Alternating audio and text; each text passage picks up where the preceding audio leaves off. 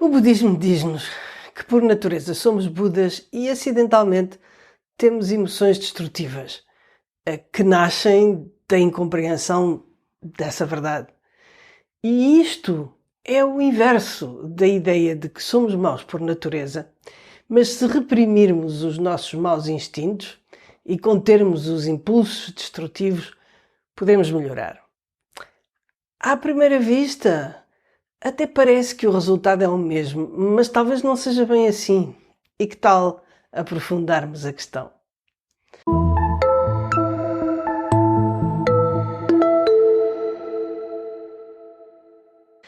Num certo sentido, ambas as visões reconhecem que ao final somos uma mistura de coisas positivas e negativas em proporções diversas e pode parecer que tanto faz pensar que somos naturalmente maus e podemos melhorar, como que somos fundamentalmente bons e só acidentalmente maus.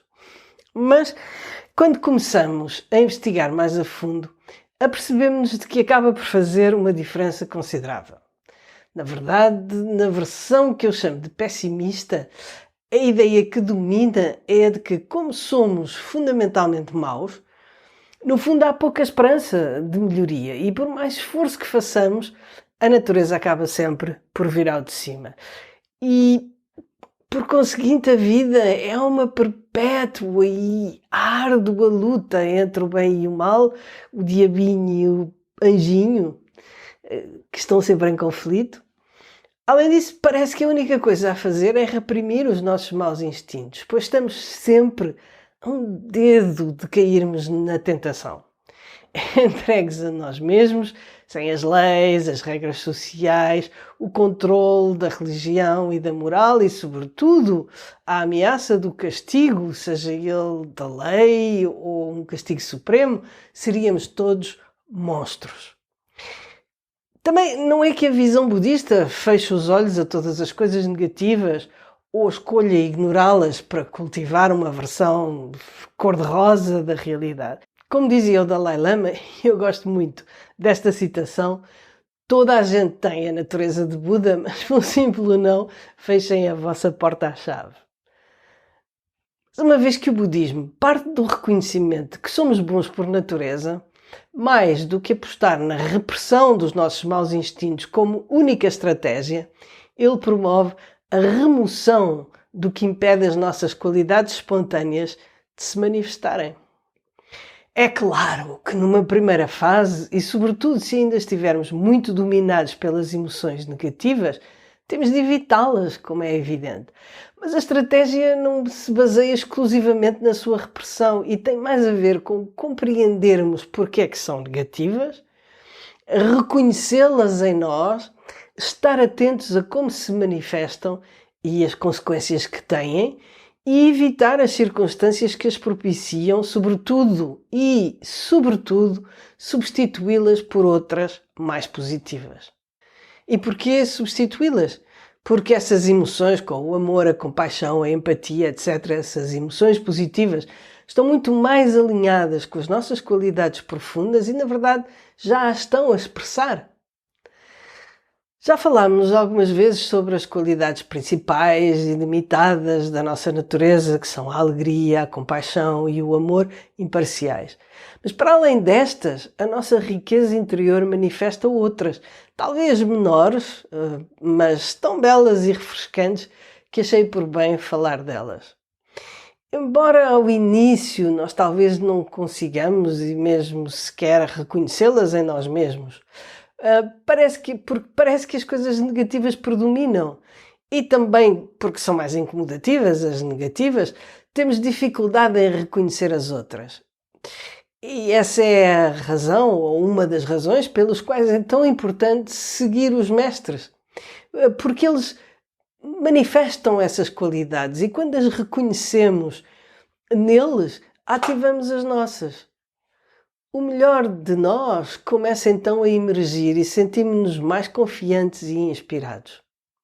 Então, aqui vão algumas, apenas algumas, das inúmeras qualidades que eu reconheci nos mestres que tive e tenho a sorte de conhecer. A lista não segue nenhuma ordem em particular e também não é de forma alguma exaustiva, até porque, pela mesma ordem de ideias, eu também só consigo reconhecer neles aquelas qualidades que se calhar estão mais à superfície em mim, e deve haver muitas outras fantásticas e muito mais profundas que eu ainda não tenho a capacidade de reconhecer. Mas enfim, vou partilhar consigo aquilo que eu vi, aquilo que eu testemunhei nos mestres com quem me cruzei.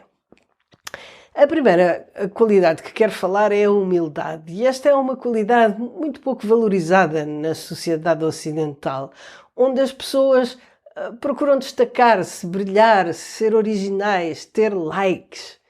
A ideia que temos da humildade, aliás, não é nada abonatório. Em português, uma pessoa humilde, pelo menos no meu tempo, é tipicamente uma pessoa nos escalões inferiores da escala social, sem muita instrução, que é tímida perante as pessoas mais instruídas e que as considera como seus superiores, como sendo incapaz de os igualar ou de ter o mesmo estatuto. Mas a humildade dos mestres não é assim. Ouvi vezes sem conta da parte dos mestres tibetanos, por exemplo, antes de transmitirem um ensinamento, que aquilo que iam dizer não vinha deles, que eles não tinham as qualidades nem a realização necessárias, mas que estavam simplesmente a repetir o que tinham ouvido dos seus mestres.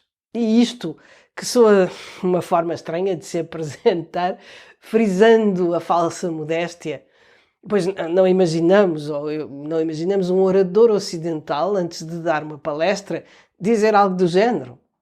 Mas para eles é muito sincero.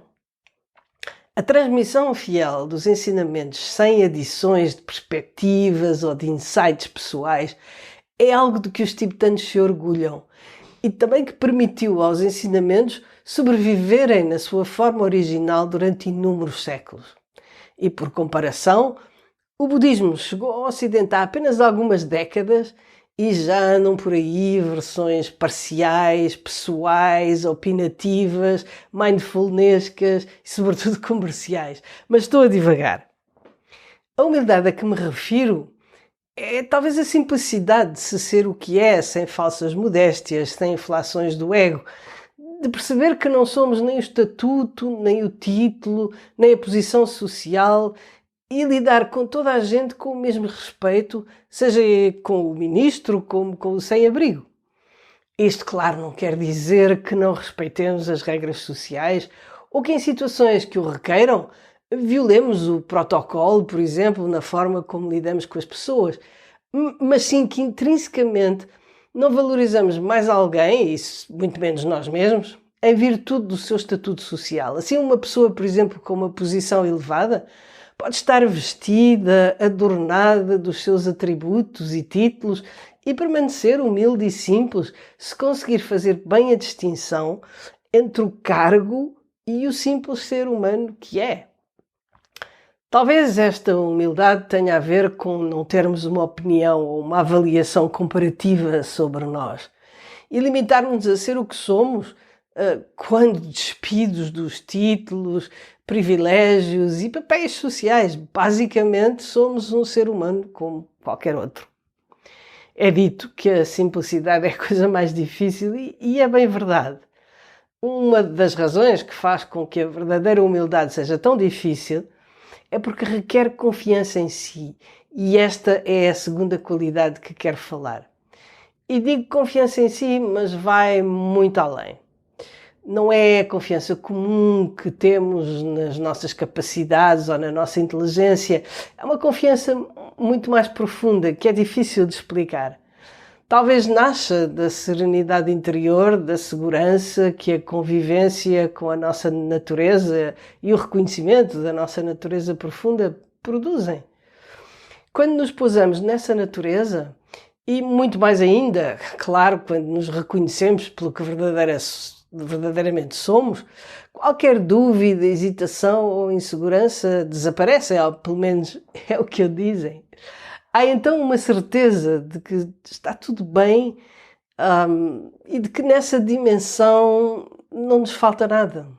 Não temos nenhuma falha ou imperfeição. Os mestres que conheci, não temos nenhuma falha ou imperfeição a esse nível. Claro que enquanto seres humanos temos inúmeras, mas na nossa natureza profunda não tem falhas nem imperfeições.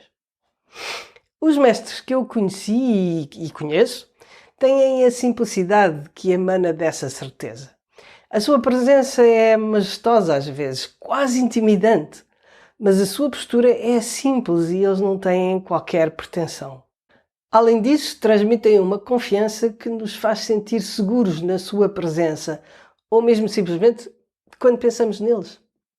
O que é interessante é que quando começamos a reconhecer essas qualidades em nós, os outros também se sentem mais seguros na nossa presença.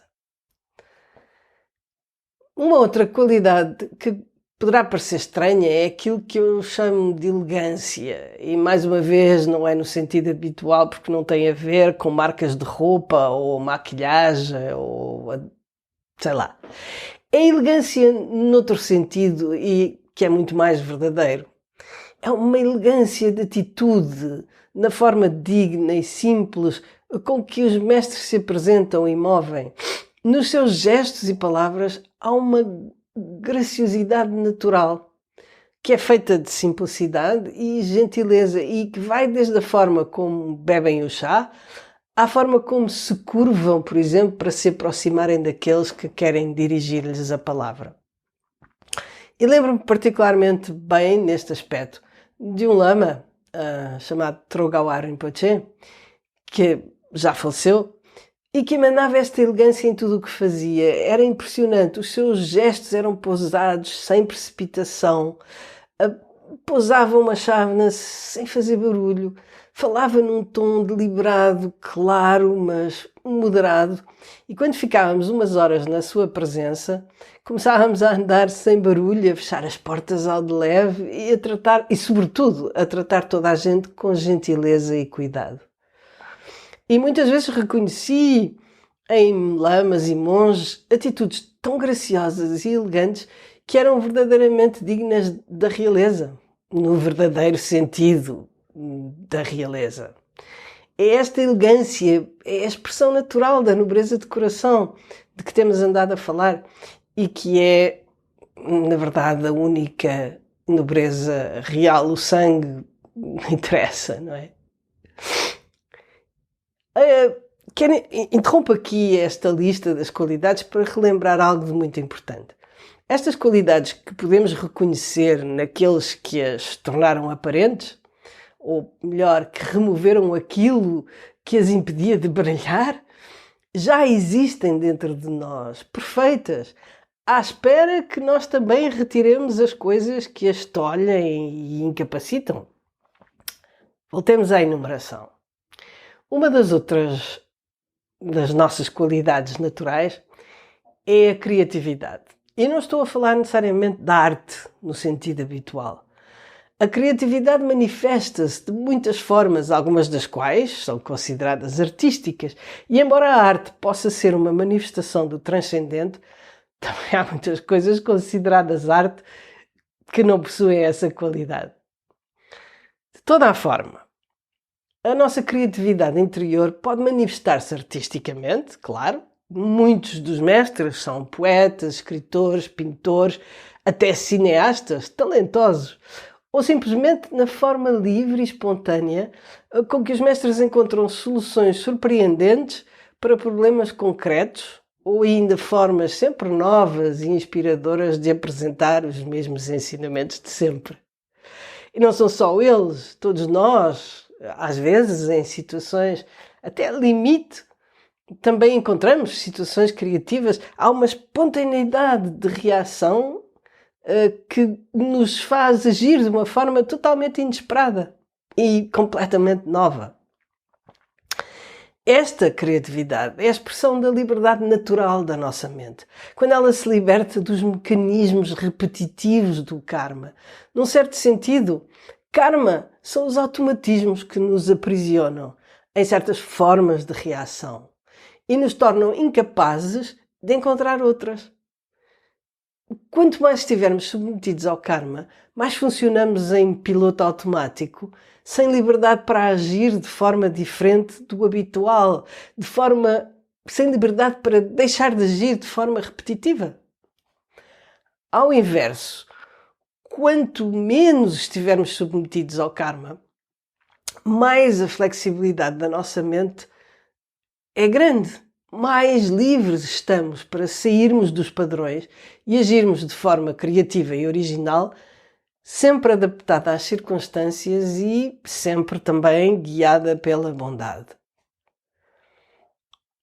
Uma outra qualidade da nossa natureza de Buda é o sentido do humor, a capacidade de rir, eu digo aqui sobretudo de si próprio, mas também de encarar as coisas com leveza, sem grandes dramas.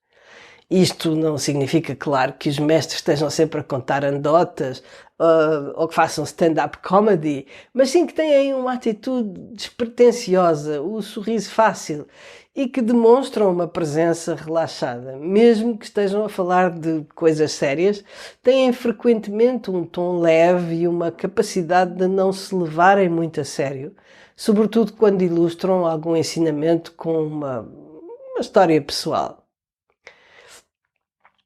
E claro, isto também depende do caráter, mas existe normalmente uma tendência para essa atitude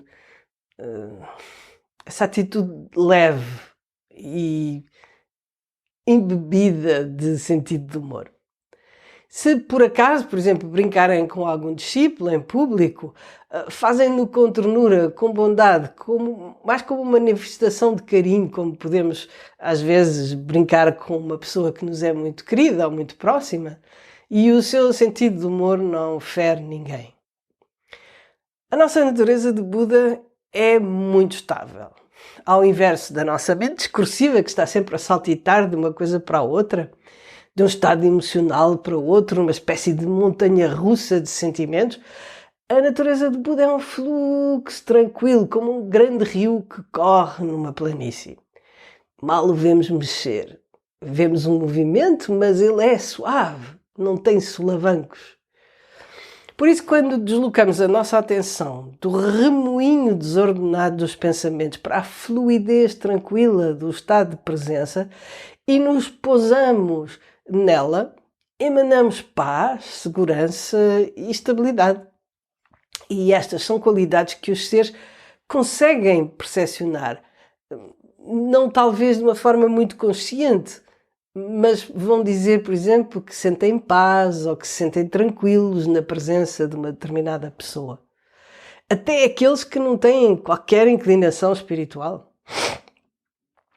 Há muitos relatos em várias tradições espirituais, por exemplo, da forma como até os animais selvagens, sejam eles inofensivos como as gazelas ou predadores como os tigres, se aproximam de pessoas santas e se sentam aos seus pés totalmente tranquilos. Isto é um bocado transversal, não é só no budismo, de modo algum. No cristianismo, por exemplo, conta-se de muitos dos santos que o mesmo acontecia com eles. Como é óbvio, esta estabilidade gera também uma grande resiliência. E quando ouvimos histórias de mestres espirituais de todas as tradições, ficamos por vezes impressionados com a força interior com a qual enfrentaram, por vezes, enormes desafios e dificuldades. Por exemplo, em casos que eu conheço melhor, muitos lamas tibetanos e monges, ou mesmo praticantes laicos, que escaparam das prisões chinesas, tendo sido submetidos a terríveis sofrimentos, até à tortura, não parecem estar traumatizados, ou pelo menos no grau que seria de esperar. E esta resiliência é natural e não resulta de um grande sacrifício ou de capacidades sobrenaturais de resistência à dor, como às vezes imaginamos, no nosso estado atual, claro, porque não nos imaginamos conseguir passar por tais dificuldades. Mas o que acontece é que essa resiliência é natural, é espontânea, a partir do momento em que reconhecemos a totalidade do que somos. E por fim, pelo menos neste episódio, quero falar da sabedoria. A palavra sabedoria no budismo tem um significado muito específico e refere-se à capacidade de ver as coisas, incluindo nós mesmos e sobretudo nós mesmos, como elas são. O que em última análise, quando vemos as coisas como elas são, plenamente, atingimos o estado de Buda. E como se trata de uma experiência profundamente pessoal, é realmente impossível para um ser não iluminado como nós saber se a pessoa que está na nossa frente é ou não iluminada. Porém, a um nível mais relativo e acessível, há certas manifestações de sabedoria que nos são perceptíveis. Elas manifestam com clareza mental, estado de presença intenso, uma qualidade de presença intensa e também uma capacidade de ver as coisas de uma forma muito mais livre, sem estar preso pelos conceitos e sem ser influenciado pela cultura nem pelas opiniões gerais ou pessoais. Se há aspectos da sabedoria que são sublimes e transcendentes, outros há que são muito mais terra a terra e que relevam às vezes do simples bom senso. E isto é muito importante, porque é frequente as pessoas pensarem que os seres espirituais vivem numa bolha, que não têm a noção do tempo, do espaço ou das realidades materiais.